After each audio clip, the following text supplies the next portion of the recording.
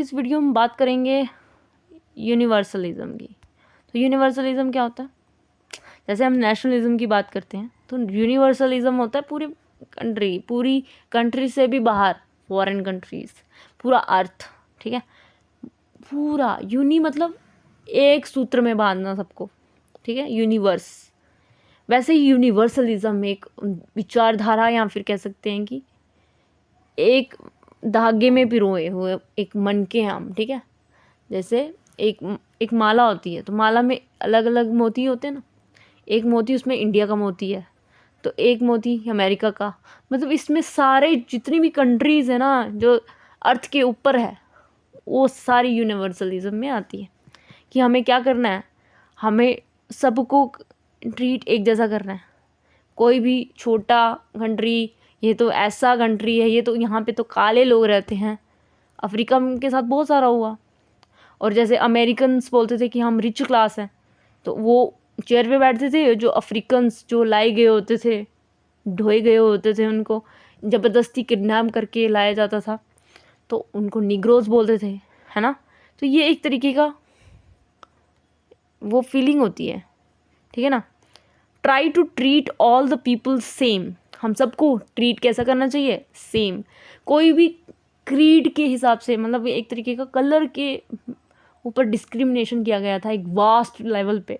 तो हमें सबको एक जैसा ट्रीट करना है, कोई नीचे ऊपर नहीं है, सब इक्वल हैं, सबको स्वतंत्रता मिली है, सब according to their own decision चल सकते हैं। एवरीवन वोट्स काउंट, हर किसी के काउंट किए जाने चाहिए वोट। जो छोटी कास्ट के पहले उसके नहीं किए जाते थे, बहुत सारी बुराइयां थी हमारे वर्ल्ड में, ठीक है ना। जैसे वर्ल्ड वार हुए, ये सिर्फ आइडियोलॉजी का प्रमाण है। उसके बाद कितने सारे यूएन, कितने सारे ऑर्गेनाइजेशंस बने, क्यों? क्योंकि हम चाहते थे कि भाई फिर से ऐसा कोई वर्ल्ड वार ना हो। हिटलर जैसी जितना मतलब एक तरीके का वार्स होते थे, सबको एक लार्ज अमाउंट ऑफ सेक्शन को मार दिया जाता था। ये एक तरीके का आप हर जगह देखोगे तो वहाँ पे लड़ाइयाँ झगड़ियाँ होते थे और क्या करते थे, एक आइडियोलॉजी को इम्पोज किया जाता था कि तुम ये मानो। यूनिवर्सलाइजेशन में ऐसा कुछ भी नहीं होता है, सबको एक जैसा ट्रीट करो, सबके वोट गिनो, सबके लिए एक जैसे लॉज अप्लाई करो, सबको ट्रेड करने का अधिकार दो। ये कंट्री छोटी है तो इसको एक तरीके का क्या होता है, वॉर्स चले जाते हैं। अब वॉर्स बाहर वाले नहीं होते, अब कोल्ड वॉर होते हैं, जो विचारधारा के वॉर्स होते हैं।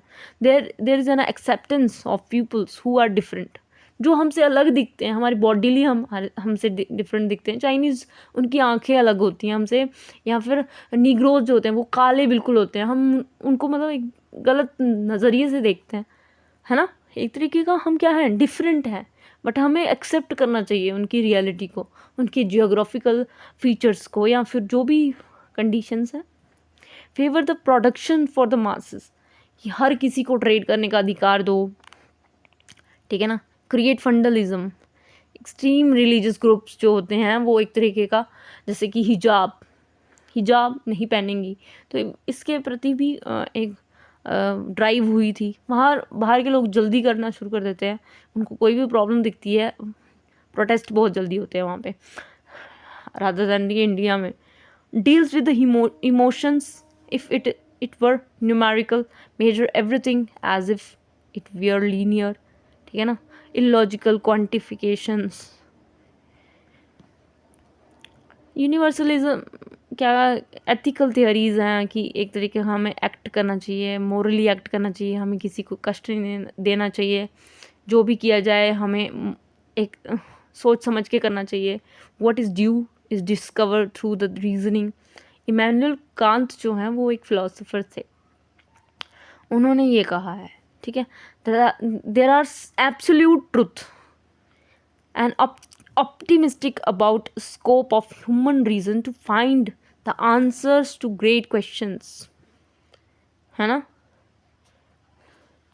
और पढ़ते हैं इसमें थोड़ा। What is the definitions of universalism? Universalism एक फिलोसॉफिकल डॉक्ट्रीन है जो कि मतलब एक विचार करते थे लोग, पहले के लोग जो थे वो ऐसे सोचते थे कि ऐसा होना चाहिए, ऐसा क्यों नहीं होता है, ऐसा लोग क्यों नहीं सोचते हैं।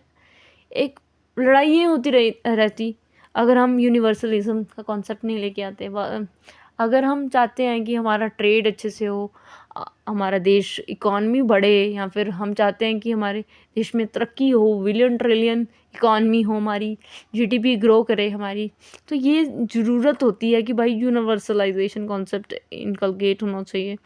एक तरीके की ये भी आइडियोलॉजी होती है जो कि वैश्विक स्तर पर चलती है, या फिर कह सकते हैं कि बीइंग रियल, हमें सही रहना होगा, हमें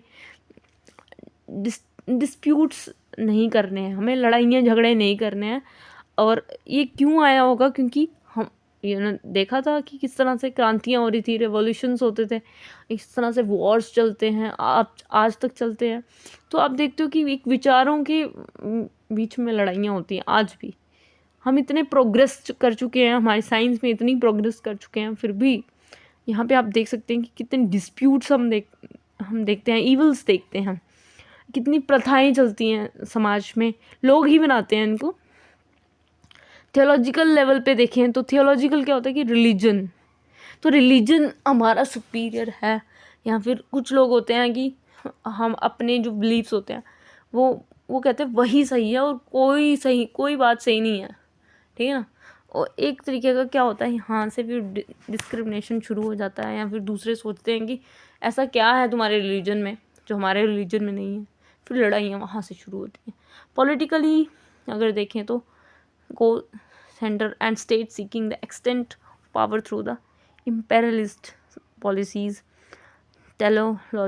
लॉजिक्स, यूनिवर्सल्स थ्योरीज, ये सब थ्योरीज के बेस पर यूनिवर्सलाइजेशन कॉन्सेप्ट आया, जो कि बताता है कि all behaviours is aimed at purpose which are for us goods, कि जो भी काम करें हम, जो भी सोचें, जो भी चेंजेस हम ला रहे हैं वो गुडविल हो, उसका पर्पस गुड हो। ये नहीं है कि हम किसी को कष्ट देने के लिए, अपने स्वार्थ का पूर्ति करने के लिए हम किसी को कष्ट करेंगे, या फिर डिस्टर्ब करेंगे किसी व्यक्ति की पीस को। Human behaviour that becomes in end of all the behaviours, ठीक है। There is only one well that becomes an end. अगर हम ये मान लेंगे कि एक ही चीज़ बेस्ट होती है और इसके अलावा और कुछ होती नहीं है, तो फिर ऐसे तो हर चीज़ एक तरीके का हम तोलना शुरू कर देते हैं कि ये चीज़ सही है, ये चीज़ गलत है। भाई हर चीज़ सही हो सकती है, हर चीज़ गलत भी हो सकती है। हमें अपने क्वेश्चनिंग या फिर रीजनिंग करके हम उसको समझ सकते हैं कि ये चीज़ गलत कैसे है ना। कोई भी चीज़ गलत और सही हम डिसाइड करते हैं ना, कि हमारे सामने ये चीज़ रखी है तो ये खाने के लिए है या नहीं है। हम अपनी बुद्धि का यूज़ इसीलिए तो करते हैं। एरिस्टोटल जो है वो आर्ग्यू करते हैं कि it was good that was aimed towards the happiness which was the supreme goal. हमारा जो सुप्रीम गोल होना चाहिए वो हैप्पीनेस की तरफ है। जो भी हम चाहते हैं कि हमें खुशी मिले, या फिर जो भी हम काम करना चाहते हैं, देश में तरक्की करना चाहते हैं, एक अल्टीमेट गोल क्या है? हैप्पीनेस, सुख, है ना, पीस। तो ये सुप्रीम गोल है। अगर हम ये कोशिश करेंगे कि किसी को कैसे डिमीन करना है, या फिर किसी की आइडियोलॉजी ये सही है ये गलत है, ऐसे करते रहेंगे, तो फिर हम अपनी जो हैप्पीनेस हमने सोच के रखा है कि हमें ये खुशी मिलनी चाहिए, ये खुशी मिलनी चाहिए, ये तो मिलेगी नहीं। अल्टीमेट गोल क्या होना चाहिए क्रिश्चियनिटी का? For Christianity carry out the divine plan following the biblical perspective. मतलब एक तरीके का जो भी उन बाइबल में दिया गया है, जो भी क्रिश्चियन रिलीजन में दिया गया है, उसको प्लान आउट करना, ठीक है ना, एक पॉजिटिव मैनर्स में। यूनिवर्सल ये थ्योरीज जो होती हैं वो एक तरीके का मोरली एक्ट करती हैं, जो कि हमारी ड्यूटी होनी चाहिए। हमें रीजनिंग की तरह, मतलब हमें एक तरीके का डिस्कवर करना, कोई भी चीज़ हम मान लें ऐसा नहीं होना चाहिए। क्वेश्चनिंग होनी चाहिए, रीजनिंग होनी चाहिए, क्यों है, क्या होते हैं एब्सोल्यूट ट्रुथ। तो ये होते हैं यूनिवर्सलिज्म की थ्योरी। यूनिवर्सलिज्म मॉरल यूनिवर्सलिज्म होता है, फिलोसॉफिकल यूनिवर्सलिज्म होता है। यूनिवर्सलिज्म एक जनरल सेंस होता है,